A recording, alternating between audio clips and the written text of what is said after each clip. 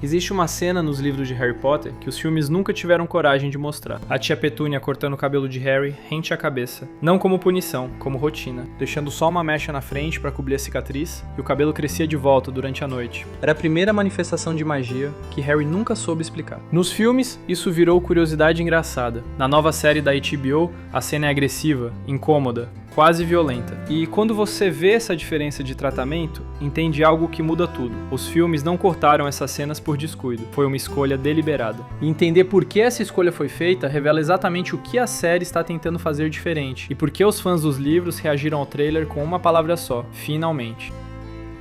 Se esse tipo de análise mais profunda te interessa, já deixa o like, porque é exatamente esse tipo de leitura que a gente faz aqui. Nesse vídeo eu não vou fazer uma análise do trailer, eu quero ir mais fundo do que isso. Porque o que essa série promete revelar não é só uma nova adaptação de uma história que você já conhece. É uma versão de Harry Potter que a maioria das pessoas nunca viu, e isso não é só interpretação.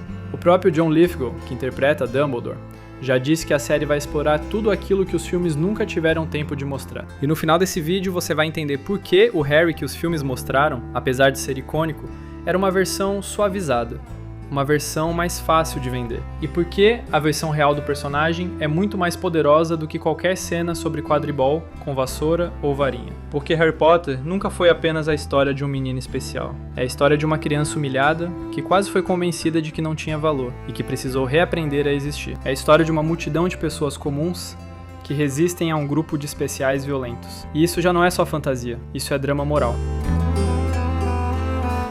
Vamos começar pelo começo. O filme de 2001 abre com a Rua dos Alfeneiros, a casa dos Dursley, o quartinho embaixo da escada. E na versão do cinema, tudo aquilo funciona como cenário. É desconfortável de ver, mas passa rápido. Em poucos minutos, Harry já está correndo atrás de cartas voando pela casa, e a cena ganha um tom quase de alívio cômico. Mas nos livros, aquele armário é outra coisa. O armário não é apenas um lugar pequeno, é uma pedagogia da indignidade. Harry Potter morou no armário por 10 anos. 10 anos sem saber o próprio dia de aniversário, sem saber se fazia sol ou chovia, sem saber que seus pais eram bruxos, sem saber que era amado por alguém em algum lugar. Ele cresceu acreditando que era um fardo, que incomodava, que o mundo seria mais simples sem ele. E o livro não deixa você esquecer isso. Cada capítulo antes de Hogwarts é construído para que você entenda: esse menino não tem nada.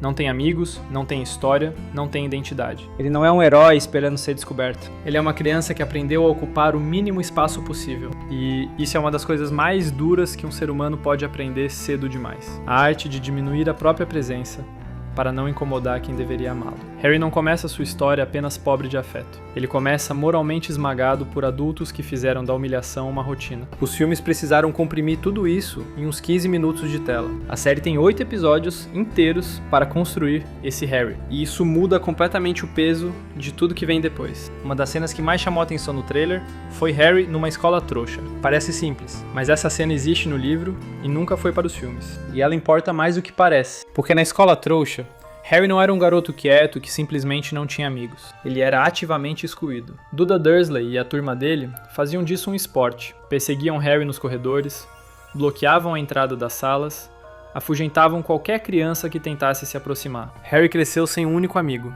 Não por timidez, por perseguição sistemática. E aqui está um ponto decisivo. O mal nem sempre aparece como monstruosidade espetacular. Às vezes ele aparece como covardia repetida, crueldade banal, zombaria diária, prazer em rebaixar o mais fraco. E uma infância inteira pode ser marcada por esse tipo de mal pequeno, doméstico, socialmente aceito.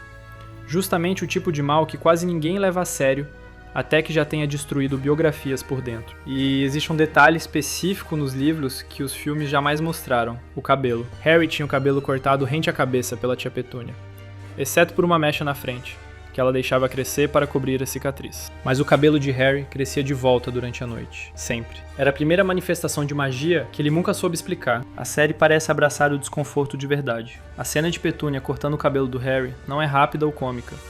É agressiva, incômoda, quase violenta. E isso muda completamente o tom da relação entre eles. Não é só implicância, é repressão. Pois o próprio corpo possui uma dignidade. E quando um adulto tenta mutilar até a aparência de uma criança para que ela caiba numa ordem mesquinha, o problema já não é disciplina, é domínio. É a vontade de quebrar o outro antes que ele descubra que tem valor. Nos filmes, a magia acidental de Harry era tratada como curiosidade engraçada. Na série ela parece ter peso, Parece ser um grito de algo dentro dele que não consegue ser contido. E isso transforma completamente quem esse Harry é antes de saber que é um bruxo. No filme, quando a carta de convite a Hogwarts chega, a cena é emocionante. Nos livros, o evento toma um tom diferente. Na verdade, Walter Dursley passa dias destruindo cada carta que aparece.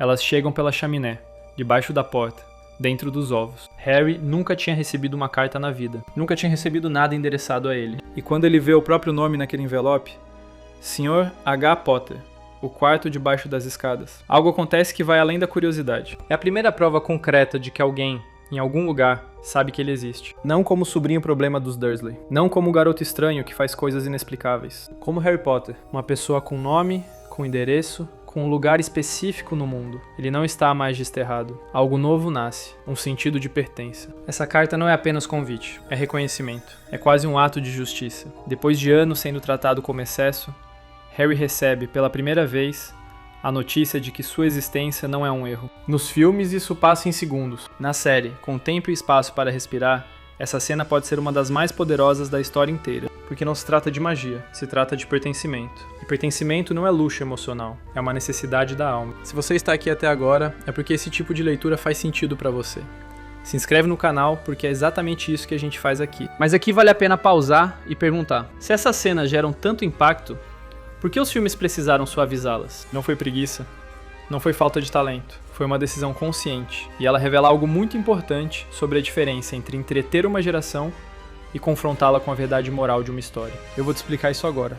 E quando você entender, vai ver o trailer com outros olhos. Os filmes de Harry Potter estrearam em 2001. O objetivo era criar uma franquia familiar, para crianças, para pais, para avós. Uma experiência de cinema que todo mundo pudesse compartilhar. E para isso, certas escolhas foram necessárias. O abuso dos Dursley precisava ser cômico o suficiente para não assustar o público infantil.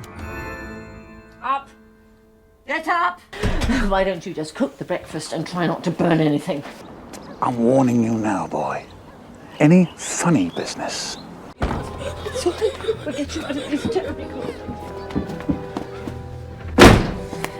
What happened?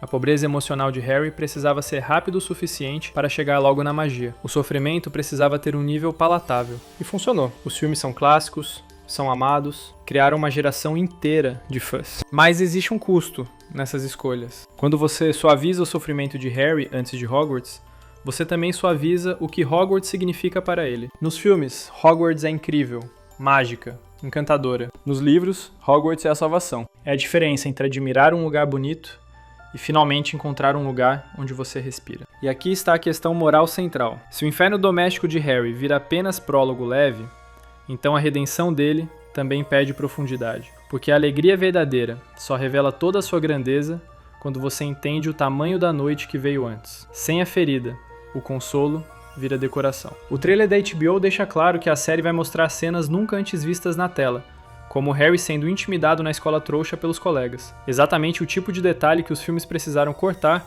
para caber dentro do tempo de um longa-metragem. A série não tem essa limitação. Ela tem episódios, tem tempo, tem a estrutura de uma obra adulta, conduzida pela equipe que fez Succession. E isso significa que ela pode mostrar o Harry que os filmes não podiam mostrar. Agora pensa comigo, se você entende de verdade quem Harry era antes de Hogwarts, toda a história muda. A amizade com Rony Weasley não é só de dois garotos que se deram bem num trem. É um menino que nunca teve um amigo na vida, encontrando alguém que o trata como igual pela primeira vez. A relação com Hermione não é só a dupla inteligente encontrando o corajoso. É a síntese entre dois excluídos. Ela por ser boa demais nos estudos, ele por simplesmente existir, descobrindo que podem se proteger. E Dumbledore não é só um mentor sábio com frases inspiradoras. É o primeiro adulto na vida de Harry que olha pra ele e diz: você importa, você tem valor, você foi escolhido. E isso muda, inclusive, o peso moral dessas relações. Rony deixa de ser apenas alívio cômico e vira um gesto concreto de acolhimento.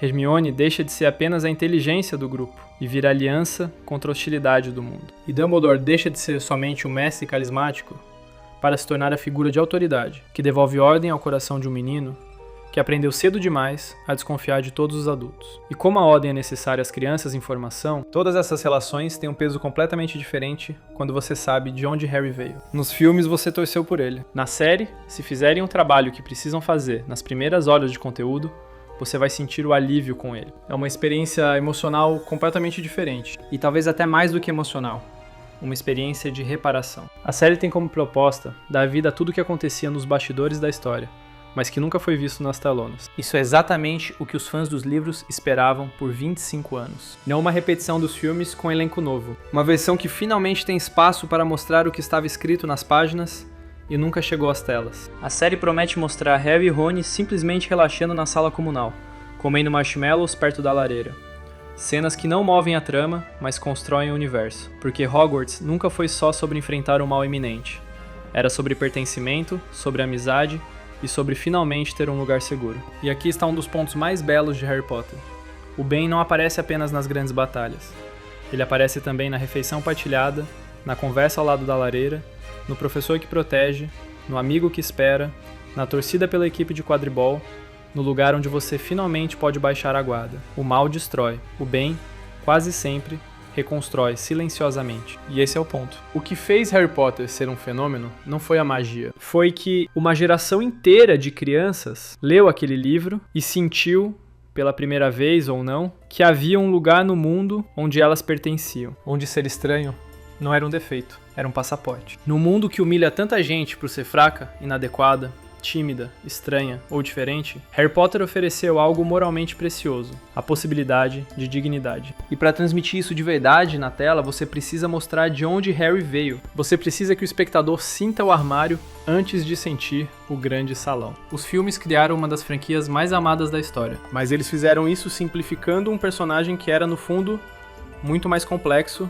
e muito mais doloroso do que as telas puderam mostrar. O Harry dos livros era uma criança que passou a infância inteira sendo convencida de que não merecia espaço no mundo. E Hogwarts não foi só uma escola de magia para ele. Foi a primeira vez na vida que alguém disse: você pertence a um lugar. Se a série da HBO conseguir fazer o espectador sentir isso, não entender, sentir, ela não vai ser apenas uma adaptação melhor. Ela vai ser a primeira versão dessa história que realmente respeita o que estava nos livros desde o começo. A história nunca foi só sobre um menino que descobriu que era especial, mas sim sobre um menino que sobreviveu a tudo que tentou convencê-lo de que não era. E talvez seja exatamente por isso que Harry Potter ainda importa tanto. Porque o mal mais frequente do mundo não é o dragão, nem o feitiço sombrio, nem o grande vilão. É a humilhação cotidiana, é o rebaixamento da alma, é a tentativa de fazer alguém acreditar que nasceu para ocupar pouco espaço. E o bem, por sua vez, começa quando alguém escuta seu nome, reconhece sua dignidade e abre a porta de uma casa onde você pode, enfim, respirar. E se você cresceu sentindo que era invisível para o mundo ao seu redor, você sabe exatamente por que essa história ainda importa. Animado para o início desta série? Quero ouvir sua opinião aqui nos comentários.